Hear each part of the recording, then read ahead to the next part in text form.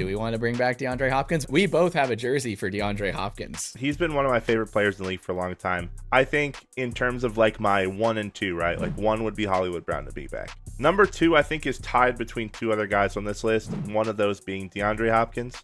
I think a lot of people can disagree with that. They're like, hey, the production that he's shown on the field this season wasn't up to par with what we need to see out of like even a number 3 wide receiver, right? But I think what a lot of people don't realize is that bringing a guy back like DeAndre Hopkins, especially with a super young wide receiver room that we have with guys like Rashee Rice, guys like Xavier Worthy, who knows if we draft a guy as well, that kind of experience that he can bring into the locker room and just teach these younger guys how to play the game of football, especially at the wide receiver position. I don't think you can ask for a guy that it would be a more willing leader and a more experienced leader than a guy like DeAndre Hopkins. I mean, he's been number 1 wide receiver since he joined the league. I mean, a couple of years since that's been the case, but I mean, he has been a phenomenal player his whole career, so I would love to bring him back if he's cheap.